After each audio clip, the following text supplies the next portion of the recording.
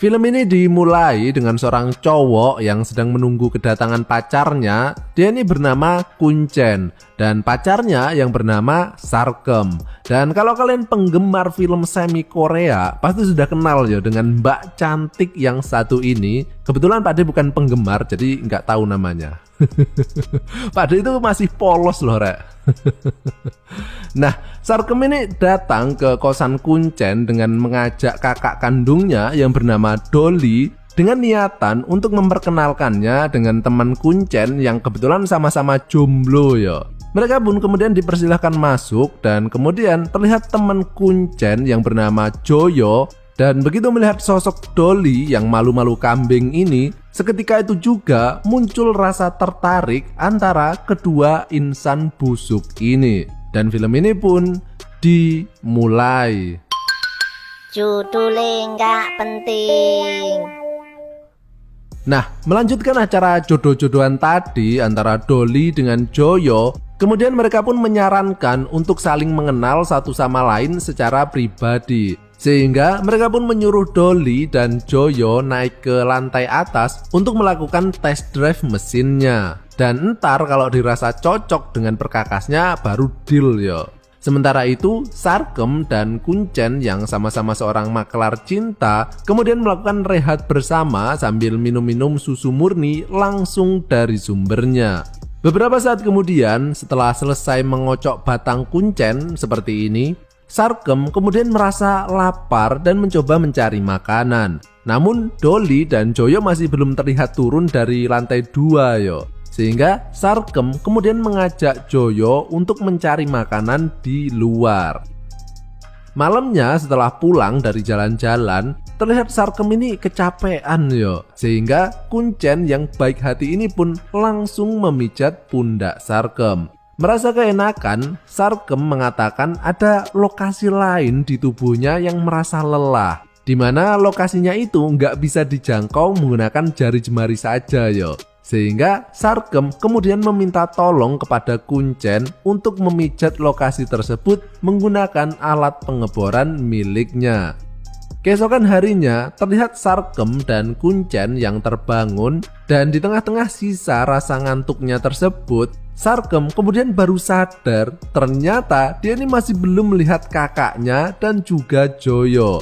Dan karena takut terjadi apa-apa, mereka pun langsung menuju ke lantai atas. Dan betapa terkejutnya mereka ketika memasuki kamar, tercium bau khas bikang anget yang sangat menyengat di seluruh ruangan. Dan terlihat banyak banget tisu basah yang kini sudah menjadi kering berserakan di lantai. Kemudian terlihat Dolly dan Joyo dengan posisi bertumpukan dan mereka ini tertidur atau pingsan yo. Namun uniknya tongkol jagung milik Joyo itu masih aja gerak-gerak sendiri loh. Gokil banget nggak tuh? Jadi mereka ini melakukan bercocok tanam mulai dari kemarin sampai pagi hari non-stop. Gila nggak tuh? Dan meskipun Sarkem dan Kuncen ini terheran-heran melihat kejadian itu, mereka pun langsung membangunkan kedua pasangan mesum tersebut. Dan disinilah barulah terlihat efeknya. Seperti yang bisa kalian lihat, Joyo ini kayak orang idiot yo. Dia ini makan aja belepotan karena tangannya itu gemeteran, nggak kuat ngangkat sendok. Dan wajahnya itu juga pucet banget yo. Dimana semua itu disebabkan karena dia ini telah kehilangan semua nutrisi batangnya. Sementara itu berbanding terbalik dengan Joyo, Dolly ini jadi nempel terus ke Joyo karena dia ini sudah merasa kekenyangan yo memakan nutrisi batang Joyo dari kemarin. Joyo kemudian meminta izin untuk istirahat sebentar untuk memulihkan tenaganya. Kemudian Kuncen menyusul temannya tersebut untuk melihat keadaannya. Dan di sini Kuncen bertanya, kenapa Joyo sampai melakukan bercocok tanam secara ekstrim seperti itu yo.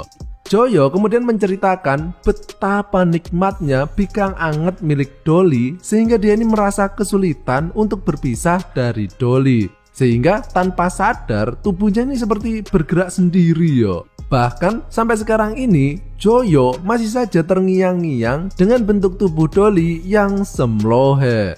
Sementara itu, Sarkem juga menanyakan pertanyaan yang sama kepada Dolly. Namun Dolly ini kayak nggak punya salah yo. Wong Joyo sendiri yang nggak mau lepas darinya toh. Dia ini tugasnya cuma menerima donor cairan pembibitan saja. Nah, melihat kejadian itu, Kuncen yang merasa kasihan kepada Joyo karena kalau hubungan mereka ini diteruskan, bisa-bisa mati anak orang kehabisan nutrisi yo. Sehingga mereka merencanakan untuk memisahkan Joyo dengan Dolly. Mulai dari mengurung Joyo di kamarnya, tidak memperbolehkan Dolly datang ke sini lagi, sampai Sarkem ini berniat menjadi pengganti Dolly menjadi teman tidur Joyo. Namun tentu saja Kuncen yang nggak terima dengan rencana Sarkem tersebut yo.